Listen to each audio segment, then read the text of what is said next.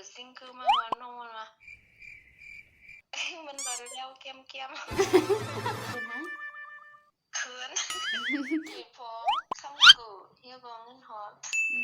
กันได้เป็นอ้อยก็กัน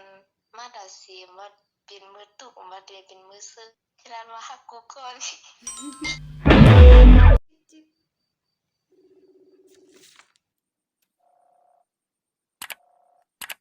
ฮัลโหลครับอ๋อ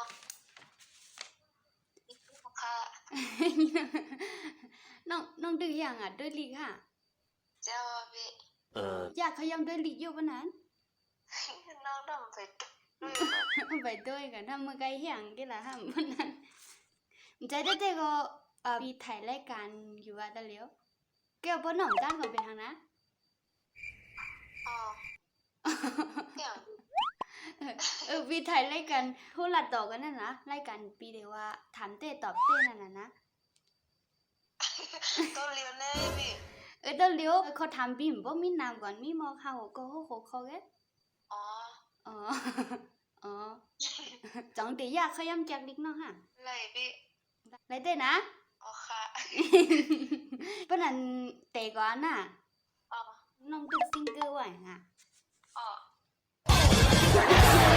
อย่างอ่ะโอ้อย่างเดียวกันล่ะอีปีเปิดเสียงเฮียเปิดเด้อชิดิว่ารายการเป็นยินมัวเลย ซิงเกิลมาหลายๆปีอ่ะนับกำนับกำน้องต้องเอามา2 ปีปลายจะในหยกอ๋อหึงไว้กันรู้ได้2 ปีไปอ่ะเนาะเมื่อซิงเกิลแหลมซิงเกิลในมันเปิ่งกันจะหึอ๋อน้องมีมือซิงเกิลอย่างน้อยก็เฮายังมีมากหะมันเปิ่งกันจะหึอ่ะ feeling น้องมันรู้สึกเหมือนหึก็พวกวิสุทธิ์ตัวน้องเลยเมื่อน้องไว้ได้มันดีมันรู้สึกว่ามันรู้สึกอึดอัดเฮ็ดนั้นว่ามันมีความหกอ๋อดูสินั่นลูกโยนน้องห่ำบ่จึกมันจึงว่าแท่นกันนั้นมันดีลัดที่ลัดโตกันแค่นั้นน้องห่ำบ่จึกมันจึงดีเฮียงก็ลัดไปไกลเฮียงก็ลัดด้วยนะอ๋ออันพวก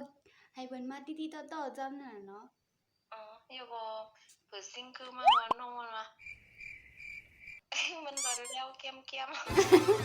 โอ้โดนเลี้ยวเงียบมันจึงเฮียงก็เลยลูกหลายมองกันเลยนอนหลายมองกันเลยอ๋อมันโดนเลี้ยวดีจังไหนเนาะ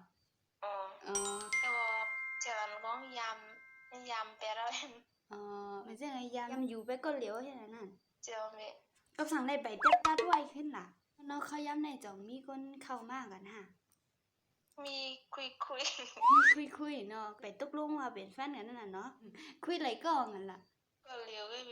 ก็เลี้ยวแกมันใจหวังเบิ่งกันคุยก็เลี้ยวแกได้แนวมาในวงเข็มบ่พองนั่นน่ะเนาะก็ว่าถ้าก็เป็นติ่งเหมือนกัน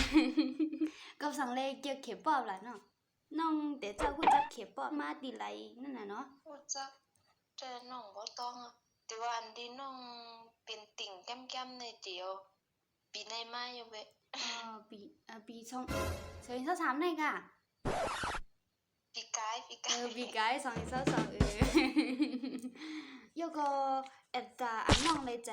เลยเพลงเคป๊อปอันน้องเลยใจเลยเพิ่นได้เป็นไผโยก็เป็นก้อนบุกไหลนั่นน่ะเนาะนักแสดงอันเจืองคนนำเองนักแสดงโปรดอันน้องเลยใจนั่นน่ะนะเป็นนักแสดงเกาหลีค่ะมาไทยมาใต้นั่นน่ะเนาะน้องดีเกาหลีน้องเด็กเกาหลีเป็นไผก็มาเป็นคีป๊อปเรียกว่าเป็นใจเจิงก็ได้เจิกชายุนอูเกี่ยวชานอูเนาะชานวันที่สุดนี่ก็เป็นชานอูเย่าเนาะแล้วก็ความเคป๊อปรู้อันในใจนี่เป็นความวงหลายชื่อหัวข้อความมาคือน้อมถ่อมน้ำไว้น้องชื่อ BTS ยกว่า7อันใกล้ถ่อมแต่เป็นเอียงก็Life Got On นะเว้ยLife Got On โอเคตัวกันเป็นติ่งเคป๊อปแน่มันมีผลิตจังตาตัวเก่าบ่ล่ะตัวน้องนะมันจังบางอันก็ดีไล่กว่าภาษาความละอิดออดดีจับโซกเฮ็ดนั่นดิแล้วก็มีจังได๋มือเฮามีอารมณ์ วุ่นนำอ่ะใช่เพราะอะไรมาถอมมันนี่ว่ามันซึ่งมันหายกว่าพองให้นะ บ่เลยมาต้วยเขาเลยก็เหมือนจังว่าลองสุกใจในไห้ก็แบบโจกข้าวแก็บนั่นน่ะเนาะปีก็เหมือนกัน แล้วก็น้องมีอ้อยก็จำใจจ่องน้องยำรัดฮักดอกอ้อยก็น้องเบา ยาบ้าน ยำรัดเมื่อนั้นก็เอาดื้อตั้งไหนก็ลัดฮักอ้อยก็น้องน้องใครร้านนั่นน่ะเนาะ ทำนอนไกลกัน นั่นก็เป็นห้างเขิน เขินอีหยังอ่ะ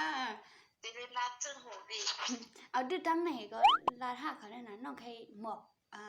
ใครพักถึงเขาอีหยังนั่นน่ะนะก็ในใจน้องอันน้องพันลัดนี่เขาน่ะปีเด็ดนอนลาบ่วะ ต้องดีรัดแล้วต้องดีรัด คุยพอคำกูเฮียบองเงินหอมกลาลายังจมดีเรียนก็กันมาเลยเหมือนมีลองปัญหาหังก็หับถอมกันเฮียบออยู่ค้างกันได้เป็นอ้อยก็กันมาดาเสียมาเป็นมือตุกมาเดเป็นมือซื้อก็กลาว่าหักกูก่อน ค่ะยินจมค่ะก็ยินจมน้องนั่นน่ะเนาะดีเหมือนจึงปันเขายังอีกก็มากเข้าโฮมรายการปีนั่นน่ะเนาะ ค่ะ ยินจมค่ะนะโอเค ยินจมน้ำน้องลาดีมาเข้าโฮมรายการปีบ๊ายบายแอน บ๊าย บ๊า บาย ย บา ค่ะ ยพันลีค่ะ แล้วก็วันดี